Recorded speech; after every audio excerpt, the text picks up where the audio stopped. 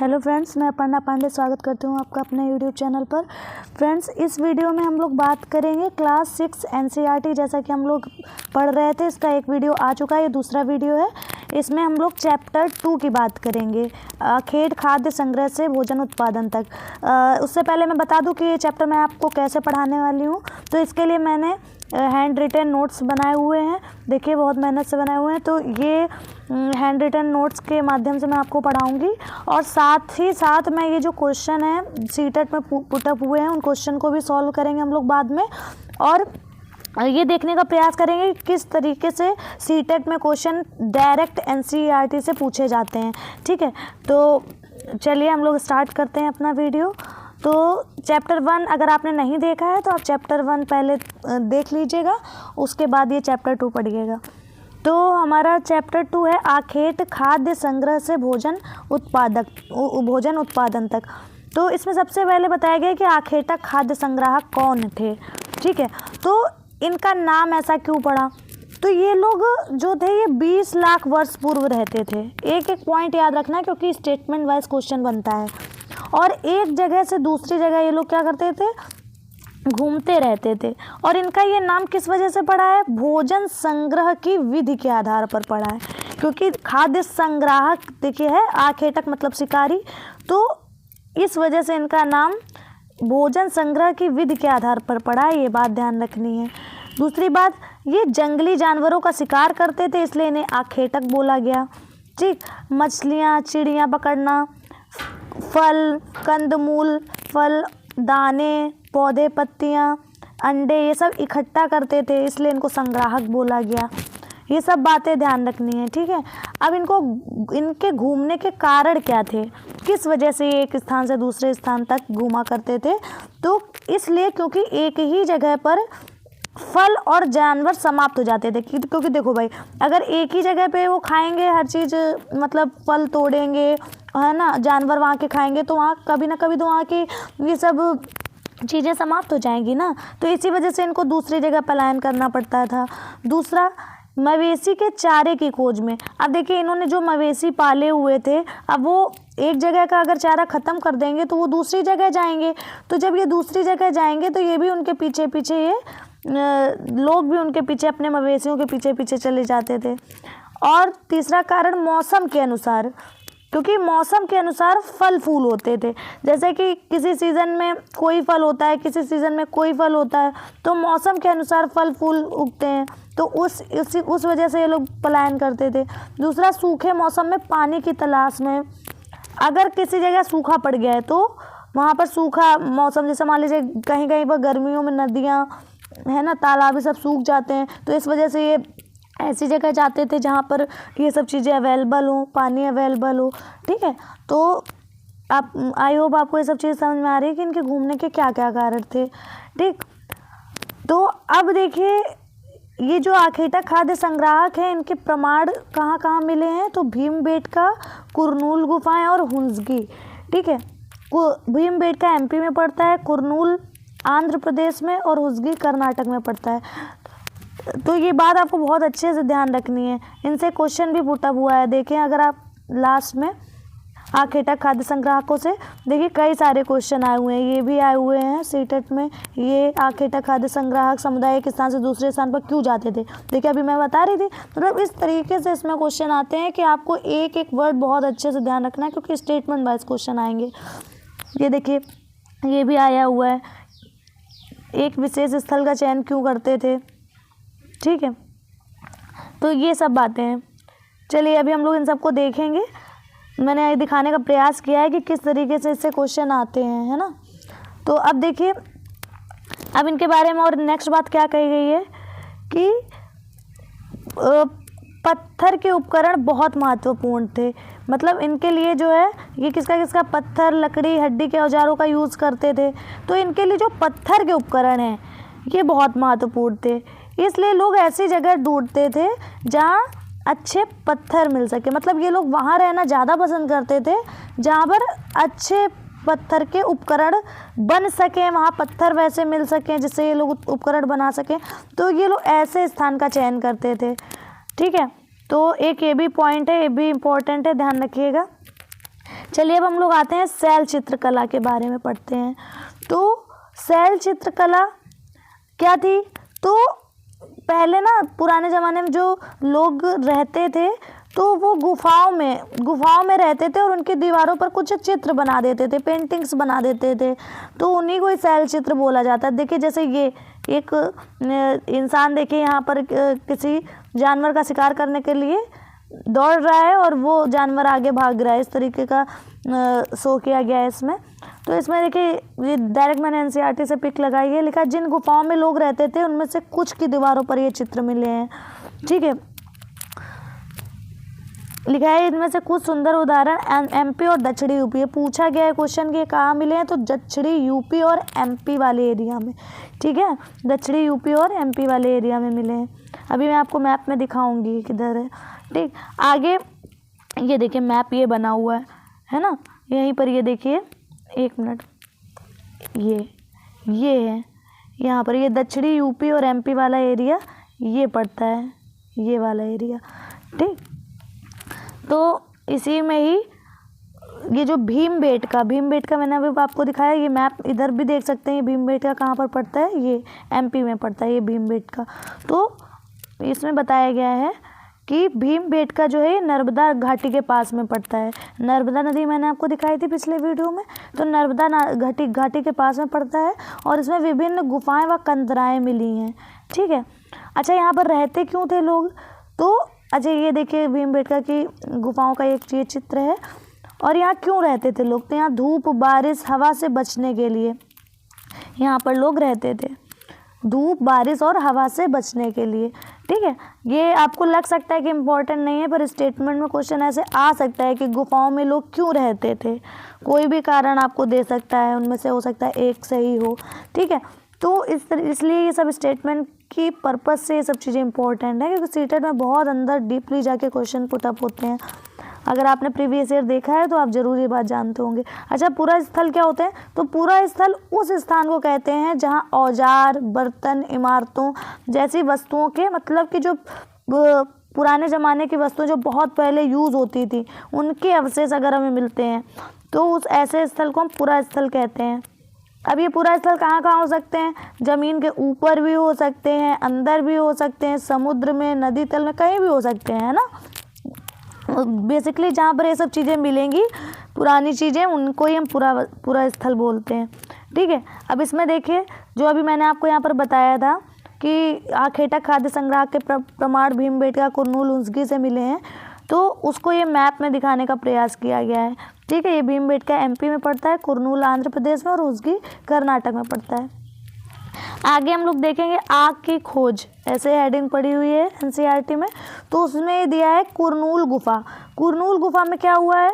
यहाँ पर राख के अवशेष पूछा जा सकता है कि राख के अवशेष कहाँ, किस जगह पर मिले हैं? तो कुरनूल गुफा में। ठीक है, कुरनूल गुफा में। और इससे ये पता चलता है कि जो आरंभिक लोग हैं वो आग जलाना सीख गए थे। ठीक है, आग जलाना ये लोग सीख गए थे। उपयोग क्या क्या करते थे? प्रकाश के लिए, रोशनी के लिए, मांस भूनने के लिए, जानवरों को दूर करने में, इन सब के लिए आग का प्रयोग ये लोग करते थे। ठीक है, चलिए अब हम लोग आगे देखते हैं। अब ये जो हमारे जो मानव इतिहास जो है, इसके जो काल है ये 3 कालों में बांटा गया है। किस तरीके से? जैसे एक है पूरा पाषाण काल, एक मध्य पाषाण काल और एक नव पाषाण काल। पूरा पाषाण काल, मध्य पाषाण काल और नव पाषाण काल। तो देखिए पूरा पाषाण काल कब से कब तक माना जाता है? ये क्वेश्चन आया हुआ है, अभी मैं आपको दिखाऊंगी। तो ये 20 लाख वर्ष पूर्व से 12,000 वर्ष पूर्व तक माना जाता है। ठीक है, और मानव इतिहास की लगभग 99% कहानी इसी काल के दौरान घटित हुई। ठीक है, तो ये सबसे बड़ा काल है पूरा पाषाण काल। अब पूरा पाषाण काल के भी 3 भागों में बांटा गया है, आरंभिक पूरा पाषाण काल, मध्य पूरा पाषाण काल और उत्तर पूरा पाषाण काल। ठीक है, जिसको हम निम्न पूरा पाषाण काल, मध्य पूरा पाषाण काल और उच्च पूरा पाषाण काल के नाम से भी जानते हैं। और इसकी जगह कौन कौन सी हिसाब से पूछा जाए, भीमबेटका, उंसगी, कुरनूल, ये पूरा पाषाणिक स्थल है।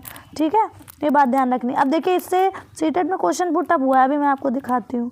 देखिए ये देखिए ये वाला क्वेश्चन क्या लिखा हुआ है? कि निम्न में से सही विकल्प का चयन करें। पूरा पाषाण काल से रिलेटेड देखिए सेम वही क्वेश्चन पूछा गया है, तो आप बस विश्वास करिए, पढ़ते जाइए, क्वेश्चन यहीं से ही पुटअप होते हैं। ठीक है, अब देखिए ये भी पूछा गया भीमबेटका के बुरा स्थल भारत में किस राज्य में पाए जाते हैं। अब ये सारे क्वेश्चन हम लोग करेंगे, अटैम्प्ट करेंगे। तो हाँ, तो हमने पढ़ा पूरा पाषाण काल के बारे में कि 20 लाख वर्ष पूर्व से 12,000 वर्ष पूर्व तक था। मानव इतिहास की 99% कहानी इसी काल के दौरान घटित हुई। और भीमबेटका, हुंसगी, कुरनूल ये सब पूरा पाषाणिक स्थल हैं। और पूरा पाषाण काल भी 3 पार्ट्स में डिवाइडेड है, आरंभिक, मध्य और उत्तर। चलिए अब हम लोग नेक्स्ट आते हैं मध्य पाषाण काल के बारे में। अच्छा, इसके पूरा पाषाण काल के बारे में और भी, जैसे आग की खोज बताया गया, तो आग की खोज इसी पूरा पाषाण काल के दौरान हुई थी। ठीक है, अब मध्य पाषाण काल देखिए। मध्य पाषाण काल ये 12,000 वर्ष पूर्व से 10,000 वर्ष पूर्व तक। एक्चुअली ये ना मध्य पाषाण काल जो है ये पूरा पाषाण काल और नव पाषाण काल के बीच का संक्रमण काल है, एक तरीके से कह सकते हैं इसको हम। ठीक है, तो इस दौरान क्या हुआ, जलवायु में बहुत बदलाव हुए। ठीक है, और क्या हुआ कि गर्मी बढ़ गई, और जिससे कि घास के मैदान डेवलप हुए। ठीक है, घास के मैदान डेवलप हुए। और इसमें क्या क्या हुआ कि आमतौर पर ये जो मध्य पाषाण काल जो है, ये जो फेमस है जिस मेन पॉइंट के लिए, वो ये है कि इस समय औजार बहुत छोटे छोटे यूज़ होने लग गए थे, जिनको माइक्रोलिथ या लघु पाषाण कहा जाता है। ठीक है, तो ये इम्पोर्टेंट है। और हड्डियों या लकड़ियों के मुट्ठे भी लगने लगे थे, मतलब हंसिया व आरी जैसे औजार में मुट्ठे भी लगने लग गए थे। और इसमें ऐसा भी है कि मतलब हो सकता है कि स्टेटमेंट में आपको ऐसा क्वेश्चन दे दिया जाए कि मध्य पाषाण काल में केवल छोटे औजार या माइक्रोलिथ का यूज़ होता था, तो ऐसा नहीं है। पूरा पाषाणिक काल के जो औजार हैं वो भी बनते रहे थे, लेकिन मेनली ये जो मध्य पाषाण काल है उसके लिए 2 पॉइंट हमें ध्यान रखने। एक तो इसमें जलवायुविक परिवर्तन काफ़ी हुए, जिससे घास के मैदान वगैरह डेवलप हुए, और दूसरा ये कि इसमें माइक्रोलिथ या बहुत छोटे औजारों का प्रयोग होने लग गया था। तो ये दोनों आपको पॉइंट ध्यान रखने हैं। और एक्स्ट्रा अगर मैं बताना चाहूँ तो मध्य पाषाण काल को ही पशुपालन जो है उससे जोड़ कर देखा जाता है कि पशुपालन की शुरुआत इसी से हुई थी। ठीक है, नव पाषाण काल अब हम देखते हैं। 10,000 वर्ष पूर्व इसकी शुरुआत हो चुकी है। और इसके कौन कौन से स्थल हैं ये इम्पोर्टेंट है। तो इसमें नौ पाषाणिक स्थल में आपको ध्यान रखना है, हल्लूर कर्नाटक, पय्यमपल्ली तमिलनाडु, कोल्डी हवा यूपी में पड़ता है, महागढ़ा भी यूपी में, चिरान बिहार में, दाउजली हेडिंग असम में, और बुर्जहोम जम्मू कश्मीर और मेहरगढ़ पाकिस्तान में। तो ये ना आपको बहुत अच्छे से ध्यान रखना है सारे स्थल। और इन सब स्थलों को मैं आपको मैप में भी दिखा देती हूँ, क्योंकि पता है इनसे ना क्वेश्चन इस तरीके से भी पुटअप हुआ है कि आप इनको उत्तर से दक्षिण की ओर लगाइए, क्रम से लगाइए। तो देखिए मैं आपको मैप में दिखा देती हूँ। देखिए ये हमारा जम्मू कश्मीर पड़ता है, आप सबको पता होगा, यहीं पर ही पड़ता है बुर्जहोम। ठीक है, बुर्जहोम। फिर उसके बाद देखिए मेहरगढ़ यहाँ पड़ेगा पाकिस्तान में। ठीक है, पाकिस्तान वाले एरिया में यहाँ पर पड़ता है मेहरगढ़। फिर चिरांद कहाँ है, बिहार में। ठीक, चिरांद कहाँ है, बिहार में। तो चिरांद बिहार ध्यान रखना है। फिर उसके बाद आपको ध्यान रखना है दाउजली हेडिंग असम में, दाउजली हेडिंग असम में। और कोल्डी हवा महागढ़ा कहाँ ध्यान रखना है, यूपी में। कोल्डी हवा और महागढ़ा याद रखना है, यूपी में। उसके बाद हमें क्या ध्यान रखना है, हल्लूर कर्नाटक में और पय्यमपल्ली तमिलनाडु में। ठीक, आई होप ये सब चीज़ें आपको बहुत अच्छे समझ में आ गई हैं, और इनको एक बार ज़रूर बना के भी देखिएगा, बहुत इम्पोर्टेंट है। ठीक है, तो अब हम लोग आते हैं इधर। तो ये सब स्थल जो है ये नव पाषाणिक स्थल है, ये बात भी ध्यान रखना है। अब सबसे पहले जिस जंगली जानवर को पालतू बनाया गया वो कौन था, कुत्ते का जंगली पूर्वज था। कौन था, कुत्ते का जंगली पूर्वज था, जिसको हमने सबसे पहले पालतू बनाया था। ठीक है, ये बात ध्यान रखनी है। कृषि के लिए अपनाई गई सबसे प्राचीन फसलों में कौन था, गेहूं और जौ, जिसमें से जौ सबसे पुरानी है। ठीक है, उसी तरह सबसे पहले पालतू बनाए गए जानवरों में कुत्ते के बाद भेड़ बकरी आते हैं। मतलब आपको ये ध्यान रखना है कि ऐसे स्टेटमेंट में एक बार क्वेश्चन पूछा गया था सीटेट में कि कुत्ते के बाद क्या कौन सा जानवर पालतू बनाया गया था, तो भेड़ और बकरी ध्यान रखना है। ठीक है, आगे हम लोग आते हैं घरेलूकरण की प्रक्रिया करके एक आपको हेडिंग दी हुई थी एनसीईआरटी में। इसमें बताया गया था कि लोगों द्वारा पौधे उगाने और जानवरों की देखभाल करने की जो प्रक्रिया है, ठीक है, उसी को ही हम घरेलूकरण की प्रक्रिया का नाम देते हैं। ठीक, पौधे उगाने और जानवरों की देखभाल करने की जो प्रक्रिया है उसी को ही हम घरेलूकरण की प्रक्रिया का नाम देते हैं। अच्छा, इसमें ये इम्पोर्टेंट ये चीज़ डिस्कस करी गई है कि जो पौधे हैं वो मतलब मनुष्य ने कैसे पौधे सोचे कि हम इस पौधे को चूज़ करके इसको हम उगाएंगे, तो उन्होंने कैसे ये चूज़ किया, तो उन्होंने देखा जो बड़े दाने वाले पौधे हैं, ठीक है, और जिनका डंठल जो है वो मजबूत है ना, और जो खराब या मतलब उसमें कीड़े वगैरह कम लगते हैं, बीमार कम होते हैं, ऐसे पौधों को चूज़ किया। ये तीनों पॉइंट ध्यान रखने हैं।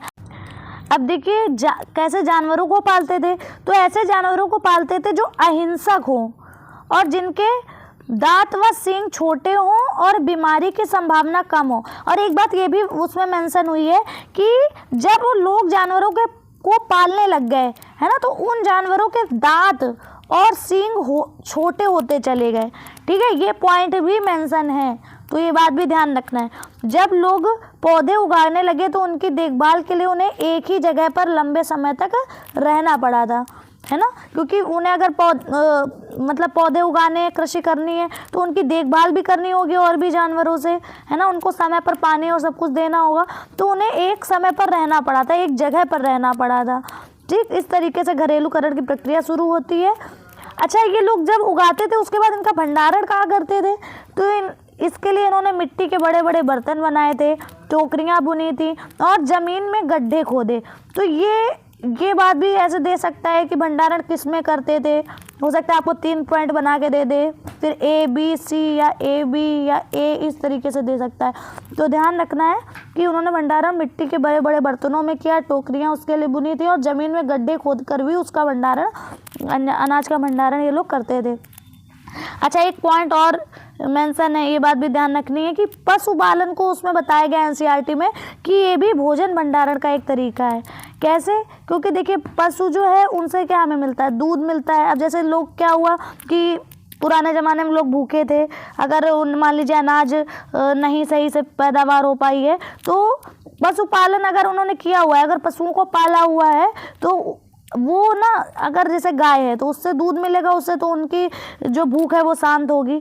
तो इस तरीके से एक भोजन भंडारण का एक तरीका इसे कहा गया है। और कुछ पशुओं को तो ये लोग मार के भी खाते थे, तो वो भी इनको एक भोजन के तरीके लगता था कि अगर कभी अनाज या कुछ अवेलेबल नहीं हुआ या हमारे खाने की कोई चीज़ वहाँ पर अवेलेबल नहीं है तो हम उन्हें मार के खा लेते हैं। तो इसलिए पशुपालन को भोजन भंडारण का एक तरीका बताया गया है। तो अब हम बात करते हैं बुर्ज होम की। तो ये बुर्ज होम कहाँ पड़ता है, अभी हमने देखा था जम्मू कश्मीर वाले एरिया में पड़ता है बुर्ज होम। इसके बारे में क्या क्या बातें बताई गई हैं, तो बुर्ज होम जो है, पहले तो ये नौपाषाढ़िक स्थल अभी मैंने आपको बताया। अब इसमें क्या होता था, इसमें लोग गड्ढे के नीचे घर बनाते थे, जिन्हें क्या बोला जाता था, गर्तवास। ठीक है, बुर्ज होम में लोग गड्ढे के नीचे घर बनाते थे जिन्हें गर्तवास कहा जाता था, और इनमें उतरने के लिए सीढ़ियाँ बनी होती थी। और ऐसा किस लिए होता होगा, ये जो गर्तवास है इसमें किस लिए आराम मिलता होगा, ठंड के मौसम में। ठंड के मौसम में क्योंकि यहाँ पर काफ़ी सर्दी पड़ती है, आपको पता होगा जम्मू कश्मीर में, तो यहाँ पर ठंड के मौसम में उन्हें सुरक्षा मिलती होगी इस गर्तवास में। ठीक है, और क्या बताया गया है कि यहाँ झोपड़ियों के अंदर व बाहर, मतलब ये जो बुर्ज होम है, यहाँ जो झोपड़ियाँ मिली हैं, ठीक है, उसके अंदर और बाहर दोनों जगह पर आग जलाने की मतलब निशान मिले हुए हैं, आग जलाने की जगह मिली हुई हैं।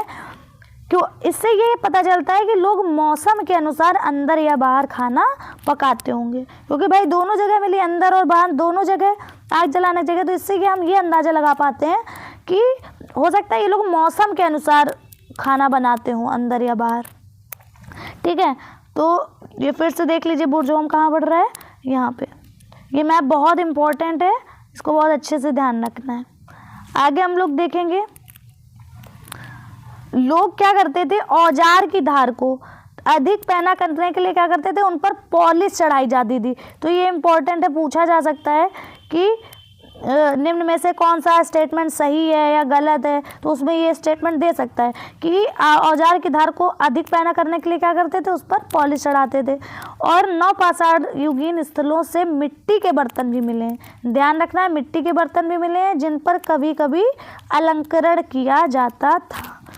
ठीक है, अब देखिए परिवर्तन सभी जगह पर एक साथ नहीं आए, ये बहुत इंपॉर्टेंट है। कोई एक डेट नहीं होती कभी भी किसी भी चेंजमेंट की, चेंजमेंट हमेशा धीरे धीरे करके होते हैं। मतलब कि ऐसा नहीं हुआ कि भाई ऐसा हुआ कि एक पूरा पाषाण कालीन मतलब पूरा पाषाण काल युग चल रहा है, पूरा पाषाण काल चल रहा है, इधर हमारा नवपाषाण स्टार्ट हो गया, तो बस एकदम से चेंजमेंट हो गए कि इधर से पूरा पाषाण खत्म हो गया और तुरंत पे यहाँ पे मध्य पाषाण हुआ। और ये मध्य पाषाण मैंने बताया कि संक्रमण काल है, और यहाँ पर नवपाषाण में मैंने बताया कि यहाँ कृषि करना आरंभ हो गया। तो बिल्कुल सब जगह सब लोगों ने एक साथ कृषि करना प्रारंभ हो गया, ऐसा नहीं है। मतलब धीरे धीरे करके कहीं पर मान लीजिए कहीं पर अगर नवपाषाण काल स्टार्ट हो गया है तो कहीं पर ये नहीं स्टार्ट हुआ, हो सकता है वहाँ पर अभी संक्रमण काल ही चल रहा है ना। तो ऐसा धीरे धीरे करके हर जगह एक साथ कभी भी कहीं भी चेंजमेंट नहीं आते हैं, ये चेंजमेंट हमेशा धीरे धीरे करके आते हैं हर जगह। तो ये बात भी इम्पोर्टेंट है। आगे हम लोग बात करेंगे मेहरगढ़। ठीक है, सूक्ष्म निरीक्षण मेहरगढ़ में जीवन मृत्यु, मेहरगढ़ के बारे में बताया गया है। अब ये मेहरगढ़ कहाँ पड़ता है, सबसे पहले ये देखते हैं। तो मैंने ये मैप बताया है, मैप में ये जो पिछले वीडियो में बताया हुआ था, पिछले चैप्टर में भी मेहरगढ़ का डिस्कशन हुआ है कि ये सुलेमान करथर पहाड़ी रेंज के आसपास ये जो मेहरगढ़ पड़ता है, यहाँ पर कृषि के साक्ष्य मिले हुए हैं। अच्छा, इस बारे में आपको एक चीज़ स्पष्ट कर दूँ कि मेहरगढ़ जो है यहाँ पर ना क्या मिला है, कृषि के साक्ष्य मिले हैं। तो पहले जो भारतीय उपमहाद्वीप है यहाँ पर सबसे पुराना कृषि साक्ष्य इसको ही माना जाता था, मेहरगढ़ को, क्योंकि यहाँ पर गेहूं और जौ उपजाने के साक्ष्य मिले।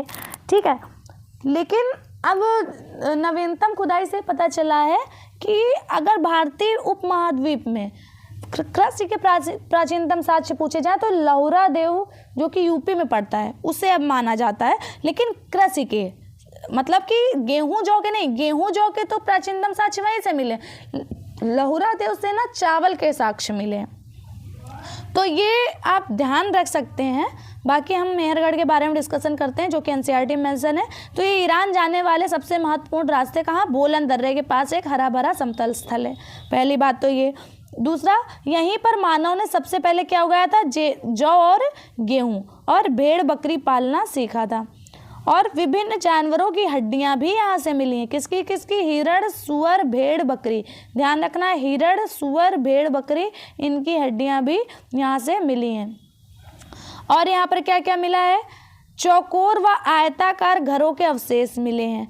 प्रत्येक घर में 4 या 4 से ज़्यादा कमरे थे, जिसमें से कुछ संभवतः भंडारण के लिए थे। ठीक है, तो ध्यान रखना है ये बात कि चौकोर व आयताकार घरों के अवशेष मिले हैं, प्रत्येक घर में 4 या 4 से अधिक कमरे मिले हैं। तो ध्यान रखना है, ये स्टेटमेंट में क्वेश्चन बन सकता है, हो सकता है चौकोर की जगह आपको दे दे कि गोलाकार, है ना, ये किसी भी तरह दे सकता है। अच्छा, कब्र में एक मृतक के साथ एक बकरी को भी दफनाया गया था। अच्छा, ऐसा किस लिए किया गया था, तो क्योंकि तब मान्यता ये थी कि जो मरने के बाद भी लोग परलोक में इसका यूज़ करेंगे, है ना, ये उनकी मान्यता थी। ऐसा वो सोचते थे कि वो तभी भी दूसरे मतलब जगह पर भी, वहाँ पर भी इनका अस्तित्व होगा, वहाँ पर भी ये इसका यूज़ कर सकेंगे।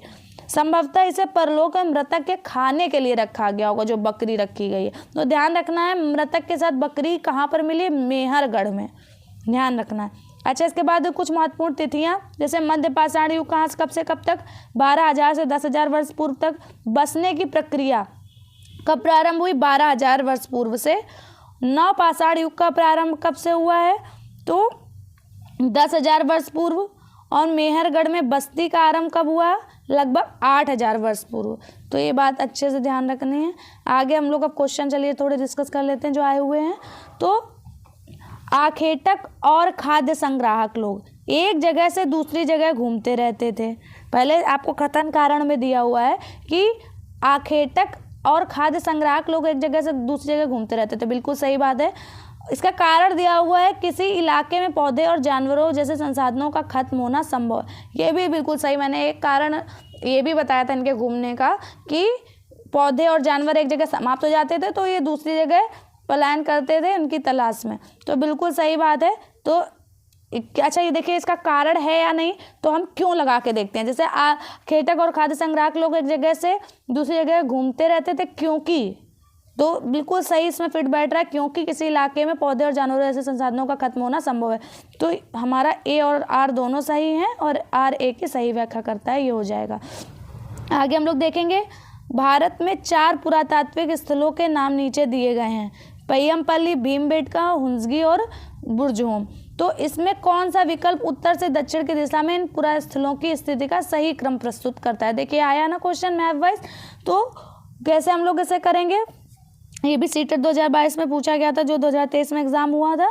तो इसमें सबसे पहले आपको पता होगा, सबसे पहले तो बुर्जहोम आ जाएगा, तो डी तो सबसे पहले आ जाएगा। अब आप बताइए कि हमें अगर सिर्फ इतना भी पता है तो भी मेरा मतलब तुरंत आंसर डी हो जाएगा। मतलब कितना इजी आता है कि अगर आपको एक भी अच्छे से मालूम है, देखिए यहाँ पर हम तुरंत इसे यहाँ पर एलिमिनेट कर ले रहे हैं।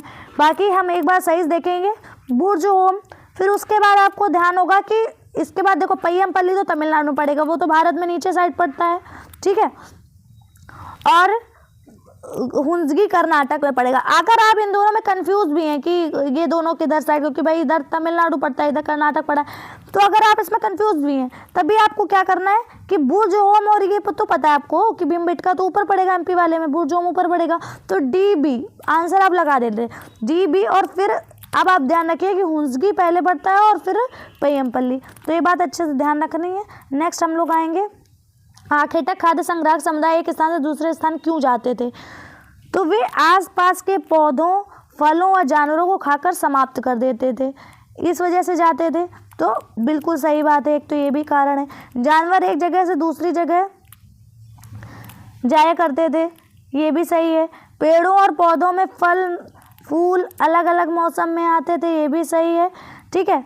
वे एक जगह तलाश कर रहे थे जहाँ एक राज्य स्थापित कर सकें, तो इसमें ये गलत हो जाएगा, क्योंकि इसमें मैं जब ये क्वेश्चन लिख रही थी तभी मुझसे थोड़ी मिस्टेक हो गई थी। मैंने देखा था कि एक स्थान से दूसरे स्थान पर क्यों नहीं जाते थे, यहाँ पर ये वर्ड था ना क्यों नहीं, मतलब यहाँ पर इनमें से कौन सा कारण है जो उनके एक स्थान से दूसरे स्थान तक जाने का नहीं था। तो ध्यान रखना है ये डी जो है ये कारण नहीं, वो राज्य स्थापित करना नहीं चाहते थे। नेक्स्ट हम लोग देखेंगे जैसे जैसे लोगों ने पशुओं को पालतू बनाना प्रारंभ किया, पालतू पशु धीरे धीरे जंगली पशुओं से इस रूप से भिन्न होते गए।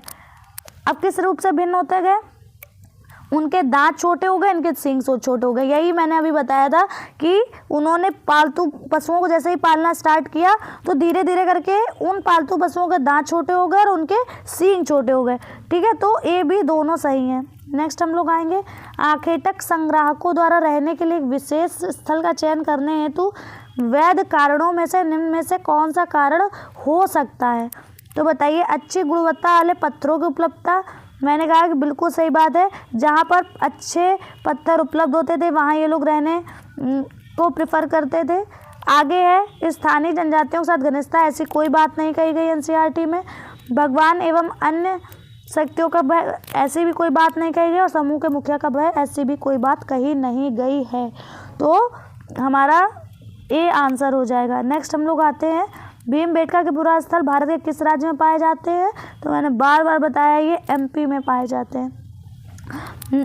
नेक्स्ट हमारा क्वेश्चन है कि पूरा पाषाण काल 20 लाख साल पहले से 12,000 साल पहले के दौरान माना जाता है। तो बिल्कुल सही बात है ये। इस काल को 3 भागों में बांटा गया, आरंभिक, मध्य, उत्तर, ये भी सही है। मानव इतिहास की लगभग 99% कहानी इसी काल के दौरान घटित हुई, तो ये भी बिल्कुल सही है। तो हमारा ऑप्शन हो जाएगा ए बी सी सही। इसीलिए मैं इतना डीपली इसको पढ़ा रही हूँ, क्योंकि देखिए इसमें स्टेटमेंट वाइज क्वेश्चन बन रहे हैं और आई होप ये वीडियो देखने के बाद आपके सारे क्वेश्चन बन रहे होंगे।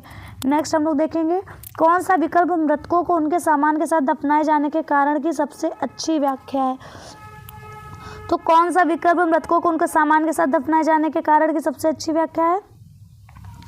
तो क्यों, मतलब वो मृतक जो है उनके साथ सामान दफनाए जाते थे, तो उनका विश्वास था कि मृत्यु के बाद भी जीवन में लोगों का विश्वास था, या परिवार के सदस्यों को मृतक के सामान की आवश्यकता नहीं थी, या मृतक के सामान का उपयोग करना अशुभ माना जाता था, या फिर मृतक की स्थिति और धन को दिखाने के लिए ऐसा किया जाता था।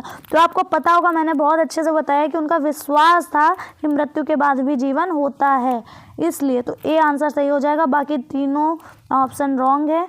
तो हमारे सारे क्वेश्चन जो थे हमने उनकी भी प्रैक्टिस कर ली है और हमने इस चैप्टर को बहुत अच्छे से समझा है।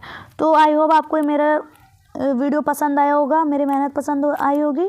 अगर पसंद आई है तो इसी तरीके वीडियो देखते रहिए, क्योंकि ये सारे चैप्टर हम लोग जल्दी जल्दी कवर करेंगे। 6, 7, 8 तीनों के NCERT, हिस्ट्री, ज्योग्राफी, पॉलिटी सब कवर करेंगे। बस आप अपना सपोर्ट बनाए रखिए, ठीक है। चलिए मिलते हैं हम लोग नेक्स्ट वीडियो में, तब तक के लिए जय श्री राम।